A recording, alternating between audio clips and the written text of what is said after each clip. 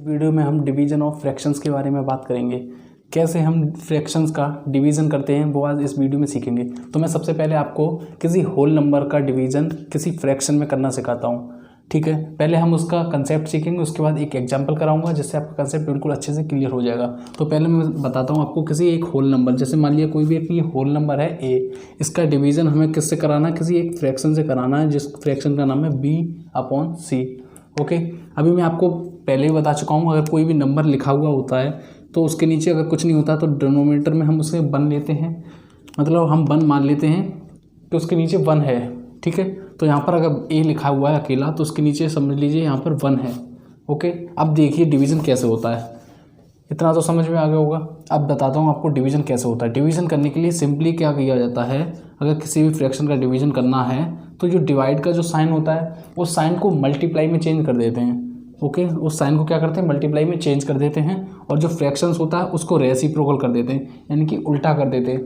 तो ये c ऊपर चला जाएगा, b नीचे आ जाएगा, तो c/b। और सिंपली जो मल्टीप्लाई करना हम सीखे सेम अब वहाँ पर मल्टीप्लाई होगा। न्यूमरेटर का मल्टीप्लाई न्यूमरेटर में हुआ, डिनोमिनेटर का मल्टीप्लाई डिनोमिनेटर में हुआ, ac/b, यानी कि डिवाइड करने पर आंसर आएगा ये। आई होप आपको अच्छे से क्लियर हो गया होगा। तो आगे बढ़ते हैं। अब मैं आपका इसको एक एग्जांपल बताता हूँ जिससे बिल्कुल अच्छे से और समझ में आ जाएगा। मानते हैं 5 का डिवाइड लगाना है हमें 3/2 में। ठीक है, इसको हम ऐसे भी लिख सकते हैं, इसको हम ऐसे भी लिख सकते हैं, 5/3/2 लिख सकते हैं ना। ठीक है, तो अब इसका डिवाइड करना सिखाता हूँ। मैंने बताया था 5 के नीचे कुछ नहीं तो हम नीचे 1 मान लेते हैं। ठीक है, और डिवाइड करने के लिए क्या करते हैं, हम डिवाइड का साइन मल्टीप्लाई में चेंज कर देते हैं और फ्रैक्शन को क्या करते हैं, रेसिप्रोकल कर देते हैं, यानी कि ये 3/2 का क्या हो जाएगा, 2/3। ठीक है, समझ में आ गया होगा। अब सिंपली जैसे हम इसको सॉल्व करते हैं मल्टीप्लाई, वैसे करेंगे। न्यूमरेटर का मल्टीप्लाई न्यूमरेटर में, डिनोमिनेटर का मल्टीप्लाई डिनोमिनेटर में। तो 5 का 2 में करेंगे तो 10, और 3 का 1 में करेंगे तो 3। हो गया सॉल्व, यही था इस डिवाइड का आंसर। ठीक है, अब मैं आपको बताता हूँ फ्रैक्शन का डिवाइड फ्रैक्शन में कैसे लगाएंगे। मान लीजिए कोई एक फ्रैक्शन है a/b, उसका डिवाइड हमें लगाना है c/d में। ठीक है, a/b का डिवाइड लगाना है हमें c/d में। ठीक है, इसको हम ऐसे भी लिख सकते हैं, a/b का डिवाइड लगाना है हमें c/d में, लिख सकते हैं ना। लेकिन अभी मैंने आपको क्या बताया था, डिवाइड लगाने के लिए क्या करते हैं, जो ये लिखा होता है ये वाली फ्रैक्शन ऐसी ही लिखी रहती है, डिवाइड का साइन मल्टीप्लाई के साइन में चेंज हो जाता है, तो यहाँ पे मल्टीप्लाई का साइन लगा लेंगे, और जो फ्रैक्शंस लिखी होती है उसको हम रेसिप्रोकल कर देते हैं। तो c/d को क्या कर देंगे, d/c। ठीक है, इसको कर देंगे, और ऊपर का ऊपर न्यूमरेटर का न्यूमरेटर में मल्टीप्लाई, डिनोमिनेटर का डिनोमिनेटर में मल्टीप्लाई। तो a का मल्टीप्लाई d में ad, b का c में bc, यानी कि हो गया डिवीज़न सॉल्व।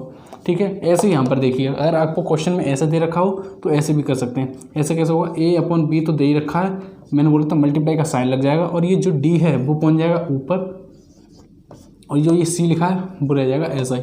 देख लीजिए यही चीज़ है सेम, अगर ऐसा लिखा हुआ है या ऐसा लिखा हुआ, बात एक ही है। तो हमने यहाँ पर क्या सीखा, अगर कोई भी 2 फ्रैक्शंस दे रखी हैं उनका डिवाइड करना हो तो पहली फ्रैक्शन जैसी लिखी है वैसी की वैसी लिखी रहेगी, डिवाइड का साइन मल्टीप्लाई के साइन में चेंज हो जाएगा, और जो अगली जो फ्रैक्शन दे रखी है उसको हम रेसिप्रोकल कर देंगे, यानी कि न्यूमरेटर डिनोमिनेटर में चेंज हो जाएगा और डिनोमिनेटर न्यूमरेटर में चेंज हो जाएगा। आई होप आपको अच्छे से क्लियरली समझ में आ गया होगा। अब आपको एक एग्जाम्पल कराता हूँ, ये एग्जांपल लेता हूँ, 5/4 का डिवाइड लगाना है 3/2 में, या फिर इसको हम ऐसे भी लिख सकते हैं 5/4/3/2, ऐसे लिख सकते हैं। मैंने आपको बताया था अगर ऐसे लिखा हुआ आ जाए तो क्या करना होता है, 5/4 होता है, फिर उसका मल्टीप्लाई का साइन कर देते हैं, और ये वाली ऊपर पहुँच जाए, जो नीचे लिखा होता है वो वाला ऊपर पहुँच जाता है, और ये नीचे, और सिंपली इनका कर देते हैं मल्टीप्लाई। 5 का 2 में 10, 4 का 3 में 12, तो इसका आंसर आ गया 10/12।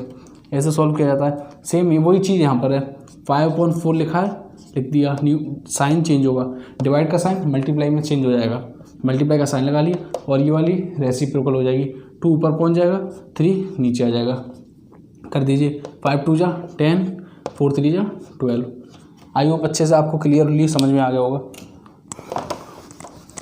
एक और एग्जांपल कराता हूँ, 3/5 कोई दे रखी है फ्रैक्शन, उसका डिवाइड लगाना है 1/2 में। ठीक है, तो बस जो अभी अब तक हम सीख के आए हैं वही करेंगे। क्या करेंगे, 3/5 जैसा लिखा है वैसा ही लिखा रहने देंगे, डिवाइड का साइन मल्टीप्लाई में चेंज कर देंगे, और इसको क्या कर देंगे, रेसिप्रोकल। तो ये क्या हो जाएगा, 2/1। और आप सिंपली इसको मल्टीप्लाई कर लेंगे, मल्टीप्लाई करना सॉल्व करना हमें आता ही है। हम सीख चुके हैं। तो 3 और 2 का मल्टीप्लाई 6 और 5 और 1 का मल्टीप्लाई 5, यानी इसका आंसर होगा 6/5। ठीक है, अगर ये ऐसा लिखा होता 3/5 का डिवाइड 1/2 में लगाना है तो भी ऐसे ही होगा। 3/5 का 5 ऐसा ही रहेगा, मल्टीप्लाई का साइन हो जाएगा, ये नीचे है वो ऊपर पहुंच जाएगा और जो ऊपर है वो नीचे आ जाएगा। तो 3 2 6 5/5। आई होप आपको डिवीजन में कोई प्रॉब्लम नहीं होगी, फ्रैक्शन का डिवाइड अब आप अच्छे से लगा पाएंगे। और आपको अगर मल्टीप्लाई सीखना है तो मैंने आपको डिस्क्रिप्शन बॉक्स में अपनी वीडियो का लिंक दे रखा है, आप वहाँ से जाकर मल्टीप्लाई सीख सकते हैं। मल्टीप्लाई बहुत ही सिंपल होते हैं, न्यूमरेटर का मल्टीप्लाई न्यूमरेटर में करते हैं, डिनोमिनेटर का मल्टीप्लाई डिनोमिनेटर में करते हैं। आई होप अब आप डिवीजन वाले किसी भी क्वेश्चन में फंसेंगे नहीं।